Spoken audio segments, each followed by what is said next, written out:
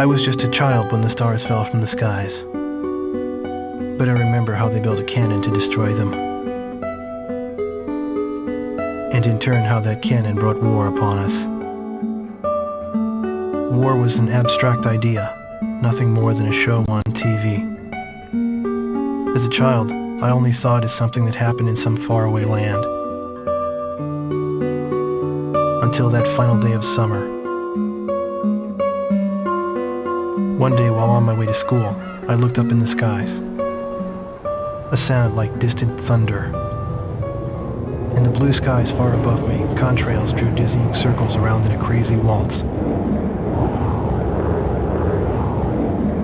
A battle in the beautiful skies far away. I could not tear my gaze away from them. The deafening roar. As if to graze the hills and streak past me. The fighters played the cat or the mouse in turn as they climbed swiftly into the sky. One fleeing plane fell out of the skies, spiraling and spewing orange flames to crash by the Cape. The same Cape where my family lived.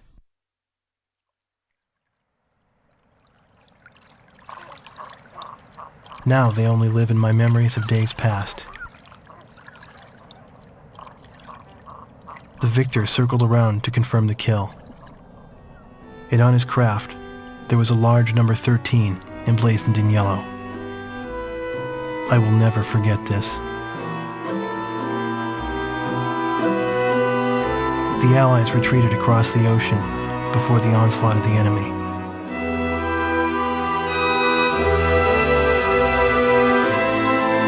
Our little town in the heart of the mainland fell into deep isolation.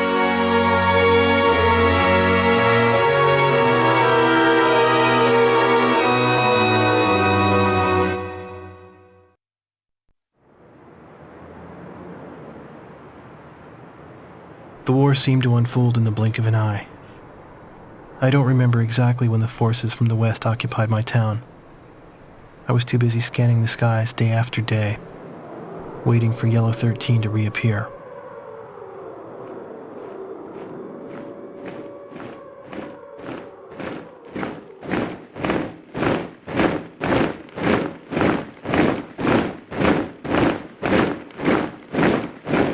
Before I knew it, everything changed. The language they taught us at school.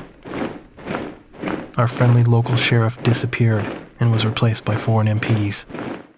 In the beginning, some people secretly tuned into broadcasts from North Point on their parabolic antennas.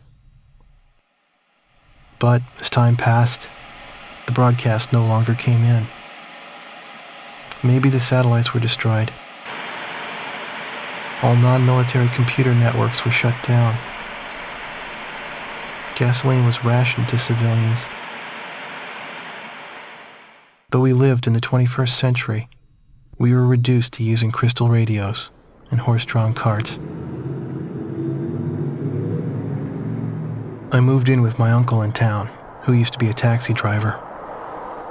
Out of gasoline and out of work, my uncle did nothing but to drown himself in drink. I earned my keep by playing the harmonica in the town bar, the one thing I was good at.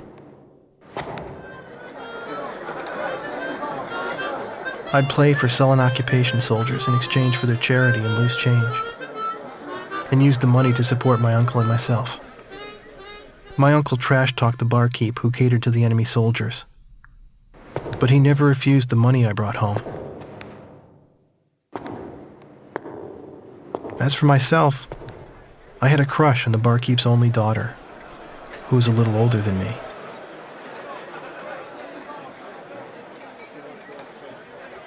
Another day passed, yet still no sign of the fighter plane Yellow 13 in the skies above our town.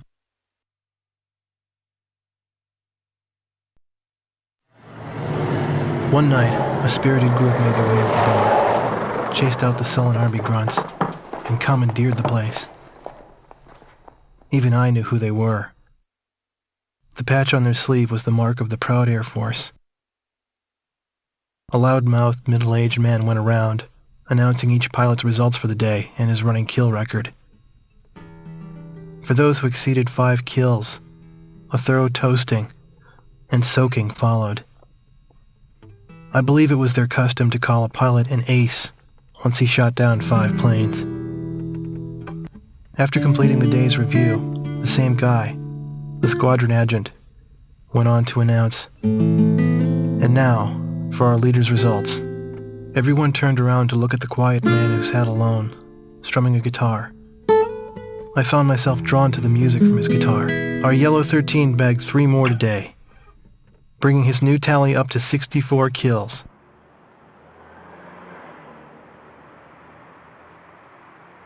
With a tentative smile, the man with the guitar turned to me and asked me to accompany him on my harmonica.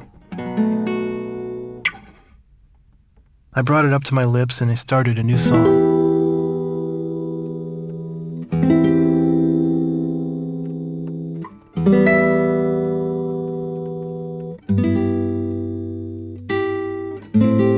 I had finally found him.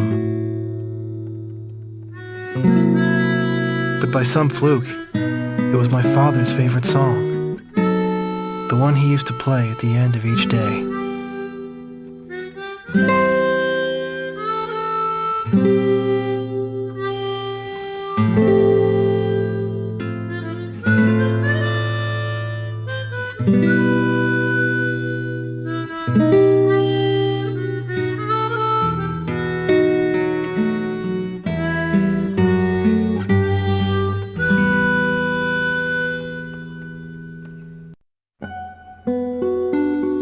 Freeway under construction in a wheat field outside of town.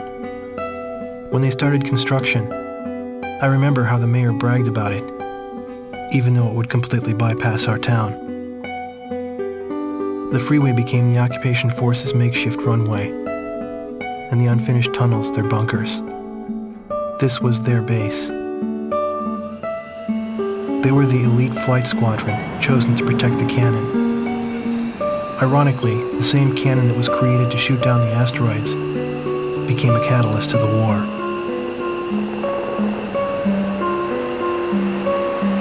But when the Allied attacks no longer came, the squadron was assigned long-range missions that took them to distant battlefields.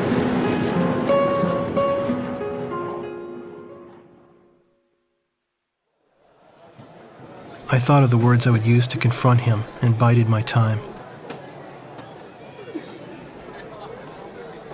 Although I harbored these feelings within me, I could never get close to him.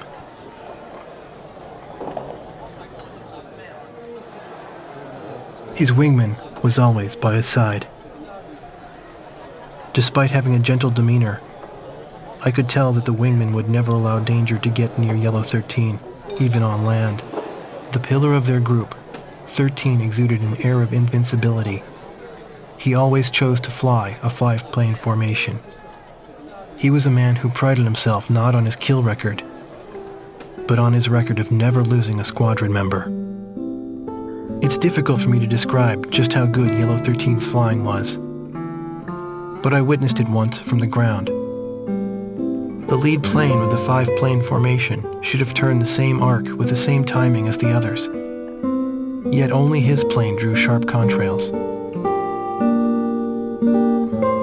His heart felt compassion towards the weaker enemies he downed. Someday, if an equal appeared and challenged the limits of his skills in a fight, he would bear no resentment about being shot down. He said this himself. And so as time passed, I found the goodness of a home in their company. Leaving them was no longer an option for me now. At some point I realized my uncle, my would-be guardian, had vanished. Maybe the secret police dragged him off for some drunken comment he made. Maybe he chose to disappear. I didn't have anyone to turn to, so I found myself living as if I were a member of the Yellow Squadron.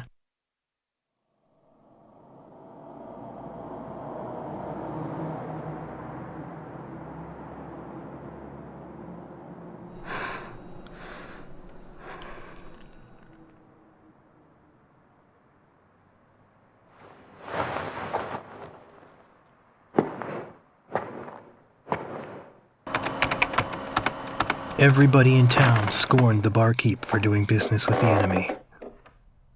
In reality, he and his family were members of the resistance, gathering up intelligence information from enemy customers.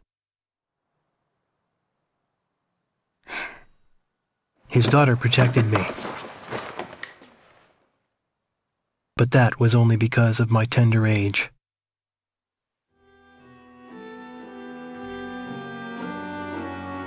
The barkeep and his family were the real heroes, while I, on the other hand, found a haven among the enemy.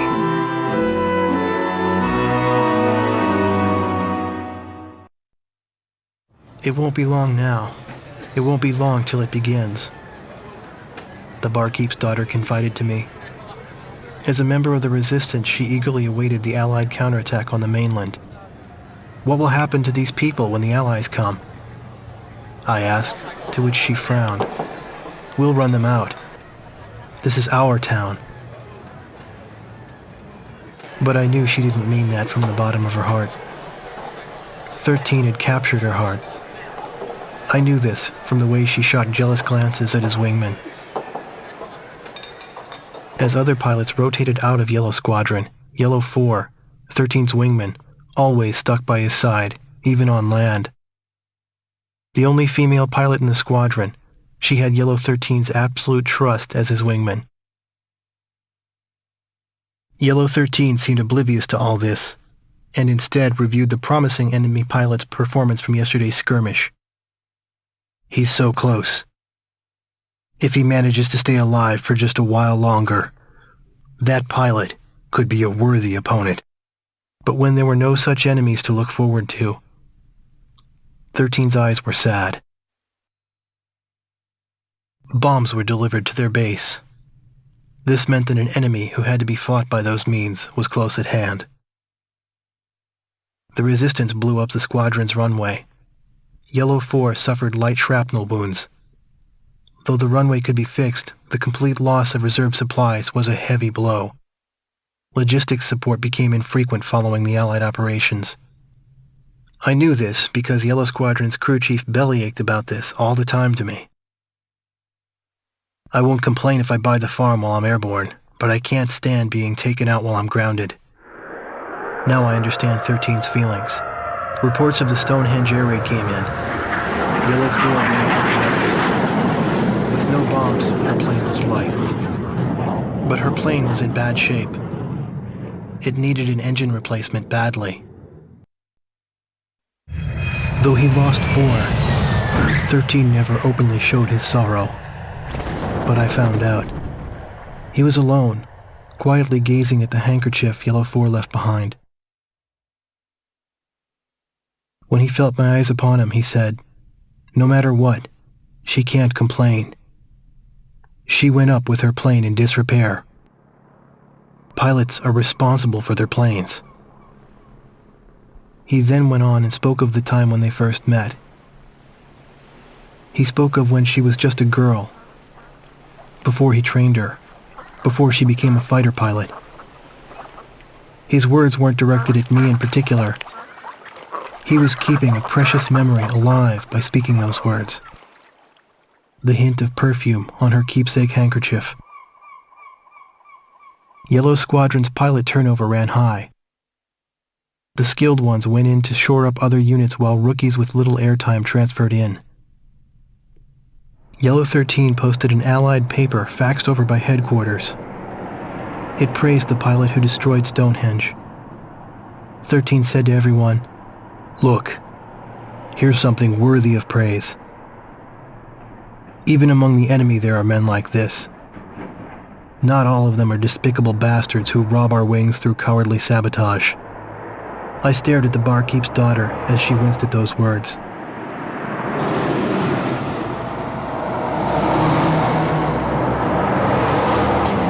The Allies were coming to our town. As the Allies advanced, the retreating Erusian forces from the east filled our town. The AA gun crew set up their positions atop the hospital, and Yellow 13 smoldered with quiet anger over their tactics. Nights were long, with the town's mandatory blackouts. The barkeep's daughter tried to plant laser transmitters for detonating explosives. She got caught.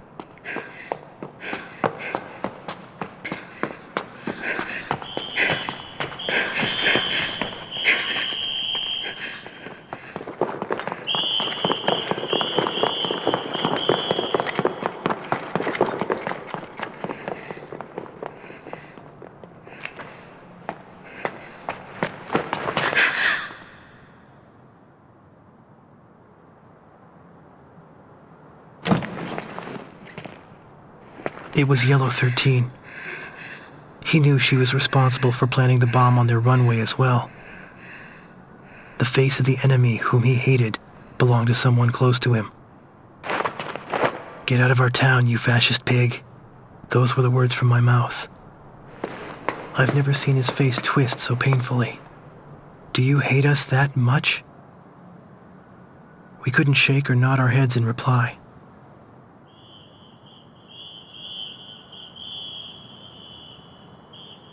It seemed like an eternity passed before he said go and released us.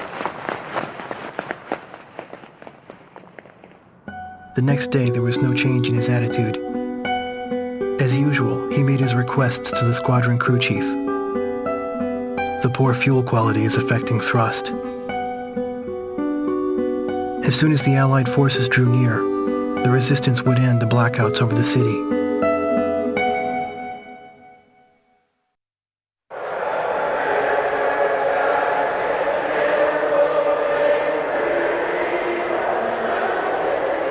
Singing. The town was free at last.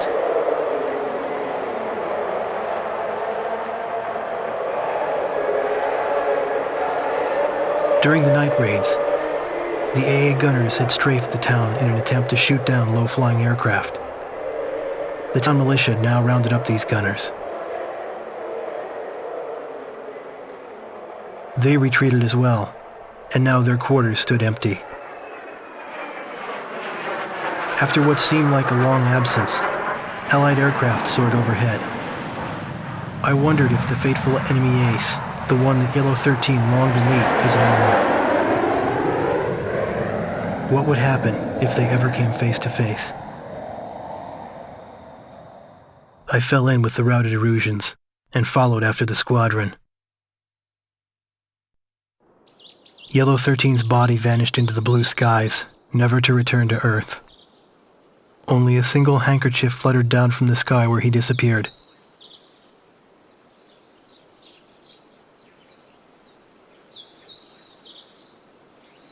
The faint scent of perfume.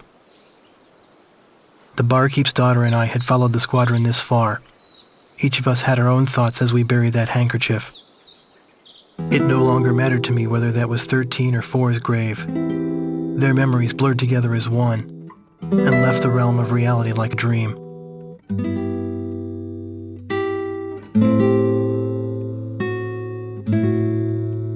The terms of surrender were accepted that day, and the war was over.